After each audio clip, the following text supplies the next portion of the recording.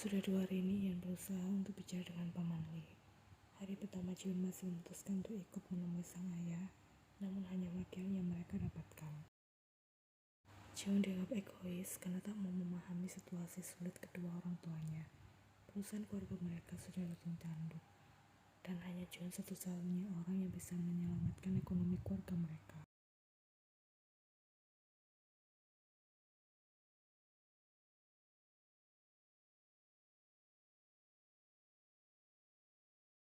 Hal itu yang membuat Jiun dengan datang di hari kedua. Ketika Ian datang kembali, ia hanya pulang tanpa membawa kabar baik karena Paman Lee mengecapnya sebagai seorang yang gemar mencampuri urusan orang lain.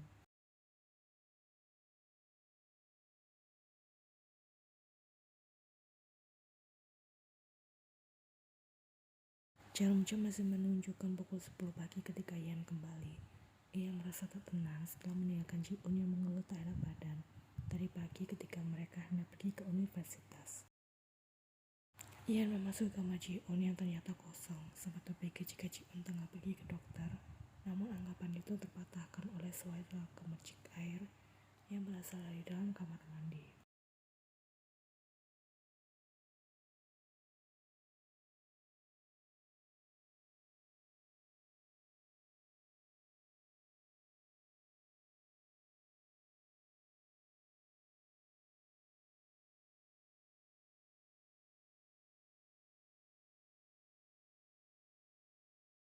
Gadis itu membuat sedikit celah, takut Ji-un akan marah saat tahu ada seseorang yang tengah mengintipnya.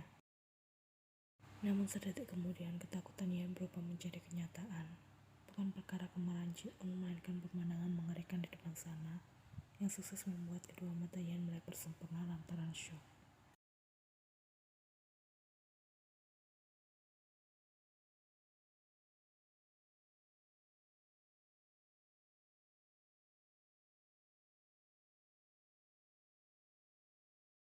Satu jam telah berlalu, namun pintu ruang operasi belum juga terbuka. Ian merasa lelah sekedar memastikan dokter di dalam sana segera keluar dan mengatakan Jiun telah berhasil diselamatkan. Serangan panik itu kembali terjadi ketika Ian mengingat gambaran tubuh Ji-un yang tengah sekarat di bawah guyuran air shower dengan luka sayatan dalam di pergelangan tangan kirinya.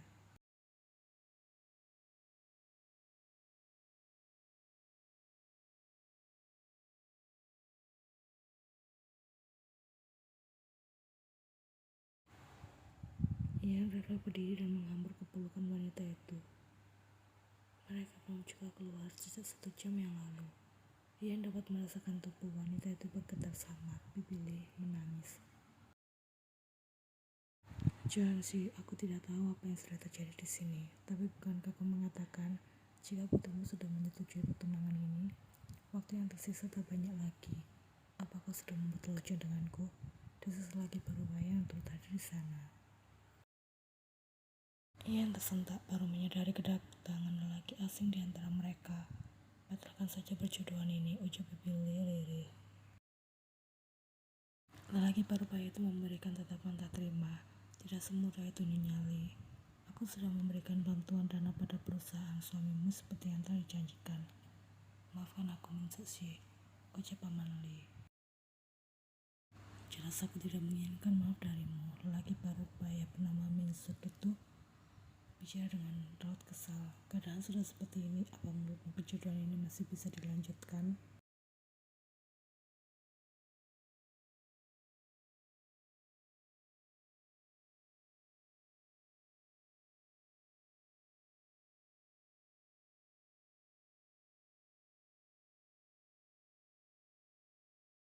Gadis itu berusaha mendekati Min Seok dengan amarah yang jelas ketara.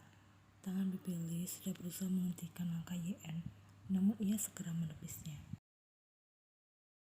Apa kau tidak punya hati, Tuan? Sahabatku tengah sekarat di dalam sana dan kau masih tetap memikirkan perjodohan sialan ini. Di mana kau letakkan otakmu itu?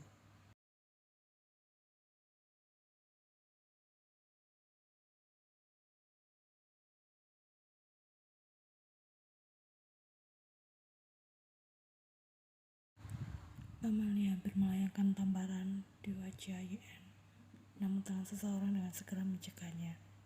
Paman Lee terkejut, begitu pula dengan Yen dan Billy. Saya tahu Min Seok yang melakukannya.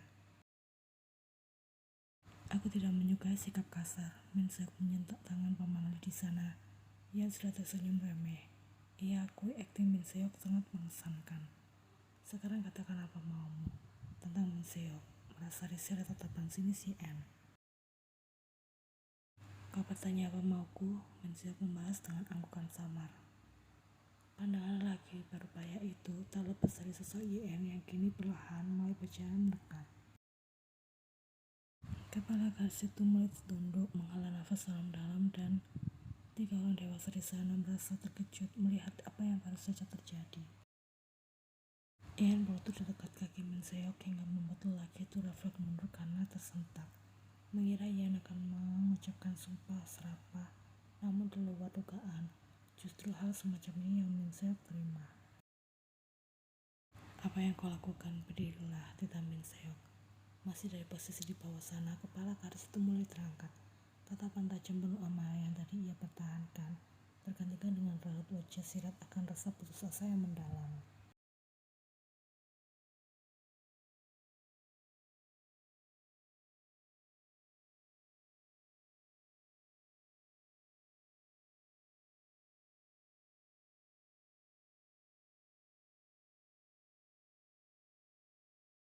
Tidak sebelum kau menuruti permintaanku, balas Yen tetap bersikeras. Kau tahu apa yang sedang kau lakukan saat ini, Yena? Bibi Lee memaksa Yen untuk segera berdiri, namun Paman Lee mencegah istrinya itu.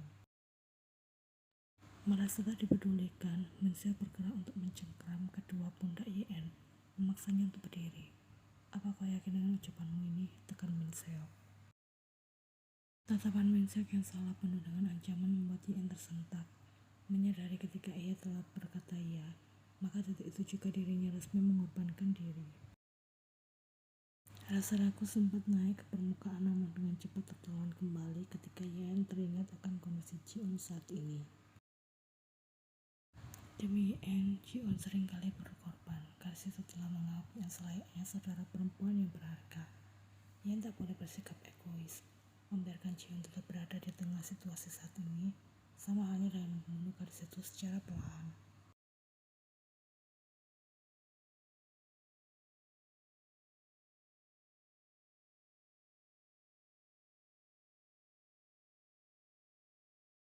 Mereka dalam perjalanan yang tidak Yen ketahui, masih tak menyangka Min Seok menyetujui permintaannya. Namun lebih dari itu, Yen merasa bersyukur telah berhasil menarik Ji-eun keluar dari masalah ini. Di mana tempat tinggalmu? Min Seok kembali bertanya tanpa mengurangi konsentrasi mengemudinya. Karena suatu hal, untuk sementara aku tinggal di apartemen Ji-eun, balas Yen. Kau menumpang? Yen ingin sekali menertawakan dirinya sendiri mendengar pertanyaan itu. Menumpang terdengar sedikit menyedihkan, namun itu kenyataan.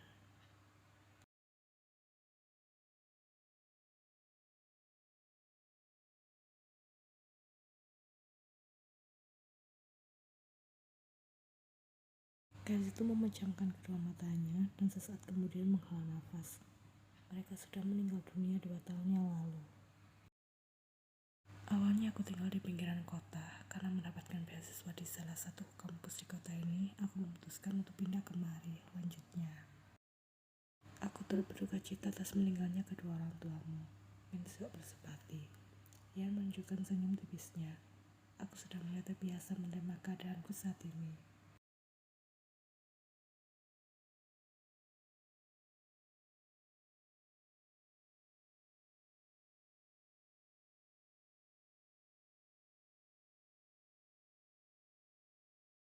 Raut wajah Min Seok seketika berubah menjadi cerah. Syukurlah aku maunya puas. Seandainya kau sudah punya kekasih, maka maafkan aku jika hari ini harus menjadi hari terakhir hubungan kalian berdua.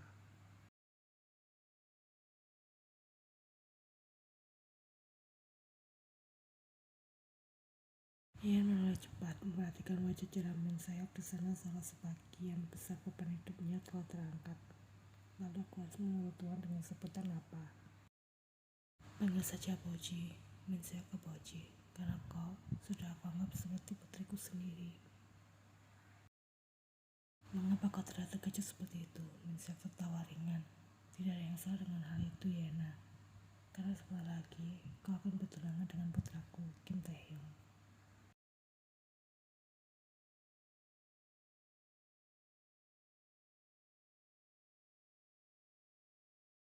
Kesediaanmu, jawaban Min Seok membuat Yan mengenyit tak paham. Secara tak langsung turut membantu mempertahankan milikku yang paling berharga di dunia ini.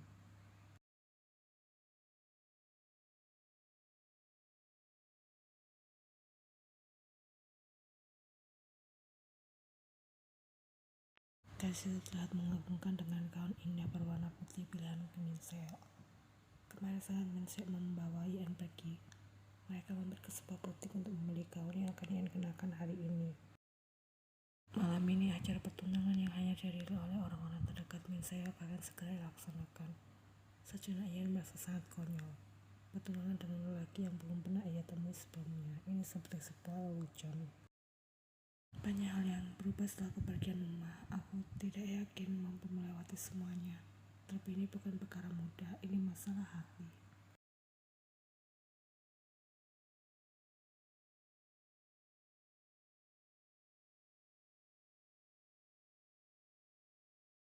Kim Taehyung, putra tunggal Kim Min Seok. Pemuda itu terlihat tampan. Ia mengetahuinya ketika Min Seok sempat menunjukkan beberapa foto Taehyung padanya. Menurut Min Seok, Taehyung memiliki sifat keras kepala dan cenderung kasar. Namun sebenarnya ia pemuda yang baik. Setidaknya hal itu yang Min Seok katakan tidak menjawab rasa penasaran Yen atas dasar apa pertunangan ini dilakukan. Mengingat Min Seok berharap penuh akan kelancaran acara malam ini. Aku tidak mengenal dia, aku juga tak pernah bertemu dengannya sebelumnya. Aku tidak pernah membayangkan akan menjalani kehidupan rumit seperti ini. Seandainya saja Oma masih berada di sini dan menemaniku, ucap Riri Yen, seolah wanita yang telah melahirkannya ke dunia ini berada di dekatnya. Sekilas ia memang terlihat sangat cantik, tampak memiliki sesuatu yang mampu menarik perhatian dalam sekali pandang. Namun jika melihat lebih dekat, orang-orang akan tahu kedua sorot mata itu terlihat sangat menyedihkan. Uma, aku merindukanmu. Tidak aku sangka kau bahkan sampai nekat melakukan hal semacam ini. Taehyung pasti tak akan menyukainya, ucap Taeha. Ini bukan urusanmu, lagi pula kau sudah hidup bahagia bersama dengan Chris. Aku pikir kau tidak akan mengganggu hidupku dan Taehyung lagi, balas Min Seok.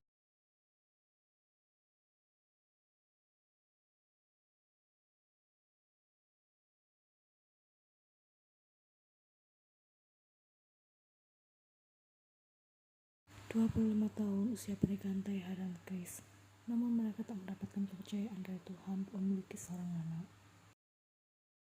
Itu sebabnya ketika perusahaan sedang membutuhkan seorang pemimpin sementara Chris sedang dalam kondisi yang kurang baik, hingga dokter menyarankan akan lagi itu pensiun dini, Taeha langsung teringat akan Taehyung. Sementara pemuda itu sudah memiliki posisi di perusahaan milik Min Seok, hingga perebutan penerus perusahaan itu segera terjadi.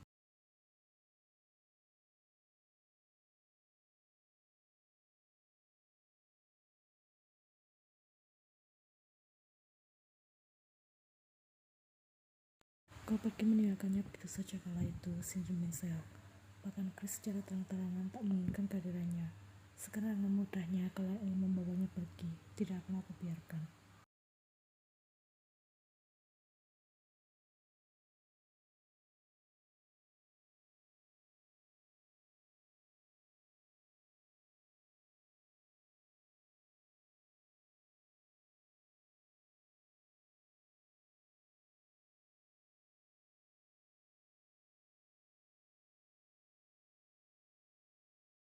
Ya Boya tenanglah, pinta Chris cari muka. Yang di sana hanya bisa terdiam menyaksikan pertengkaran mantan suami dan istri itu. Seorang pelayan wanita datang menghampiri meja mereka. Tuan Kim dan Nyonya Park, Tuan muda Kim Taehyung sudah berada di depan. Min Seok dan Taeha segera mengoreksi penampilan mereka, mencoba bersikap biasa seolah pertengkaran barusan tidak pernah terjadi.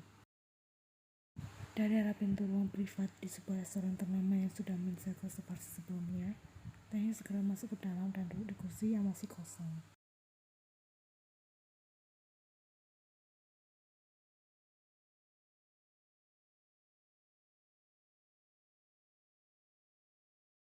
Taehyung sudah mencium kelakat aneh Min Seok setelah 1 minggu yang lalu ia ditugaskan pergi ke Jepang untuk mengurus cabang perusahaan di sana. Rencananya Taehyung akan tinggal di sana selama 1 bulan. Namun baru 1 minggu berlalu, Min Seok memintanya untuk kembali. Ini aneh. Saat Taehyung baru tiba di restoran sesuai dengan alamat yang Min Seok berikan, ia tak menyangka ada Taeha dan Kris yang turut hadir di sana. Apa kabar Apoji, Omoni, dan paman Kris? Sapa Taehyung Rama.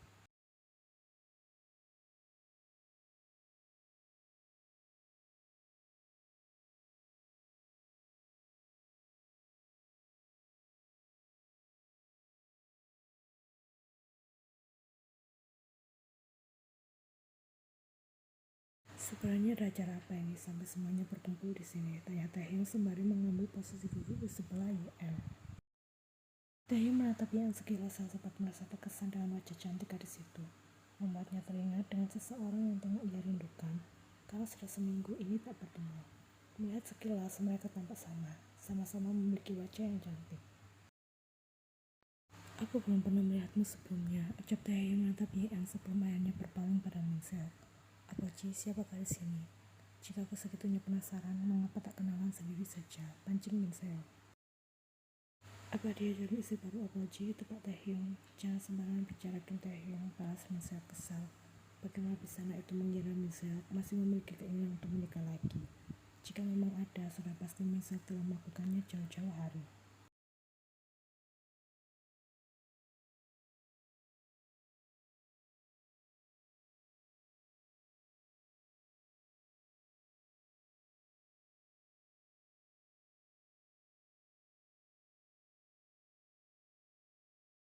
Iya mana, aku bertemu dengan seorang gadis yang kecantikannya setara denganmu. Sebelumnya seleraku dan Apoji mirip. Batin Taehyung masih mempercayai jika Yeon akan menjadi calon ibu barunya. Kau menyukainya? Pertanyaan Min Seok membuat Taehyung mengurutkan dahinya heran. Padahal jika Min Seok memang suka, hal semacam ini tak perlu ditanyakan lagi karena Taehyung sudah dewasa. Ia bisa mengurus hidupnya sendiri dan membiarkan Min Seok bahagia dengan wanita pilihannya. Tak ingin ambil pusing, Taehyung segera mengangguk untuk menghargai pilihan Min Seok. Meskipun sejujurnya, gadis ini kelihatan masih terlalu muda untuk bersanding dengan Min Seok. Tak perlu merasa heran karena uang memang hampir mampu membeli segalanya, termasuk cinta seorang gadis muda.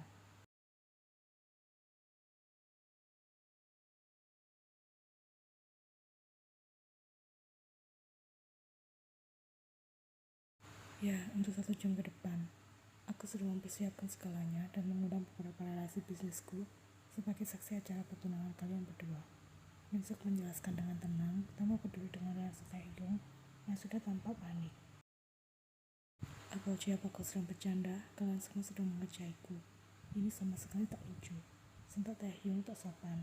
Ia tahu ini bukan sekedar candaan karena Min Seok tak akan pernah melakukan hal bodoh hanya untuk mengerjainya. Aku serius, balas Min Seok singkat. Ini tak bisa dibiarkan begitu saja. Taehyung tak akan bertunangan dengan Yeon atau siapapun malam ini, karena ia sedang memiliki seorang kekasih.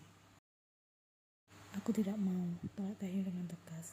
Aku tidak minta kesediaanmu, tiba Min Seok menyebalkan.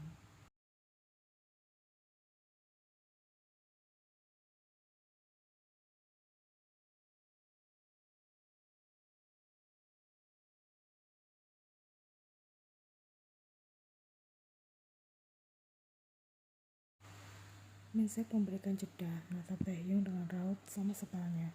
Di mana letak masalahmu? Taehyung menilik marah.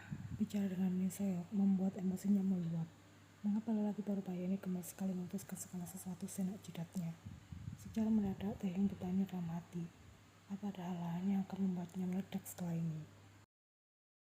Agar bisa saling mengenal lebih jauh setelah acara pertunangan malam ini, bahwa Yeon tinggal bersamamu, titah Min Seok. Dan ternyata memang ada. Kedua tangan Taehyung sudah terkepal erat di bawah meja. Rahangnya terkatup rapat dengan gigi berkemeletup, menahan mulutnya mengeluarkan segala macam makian.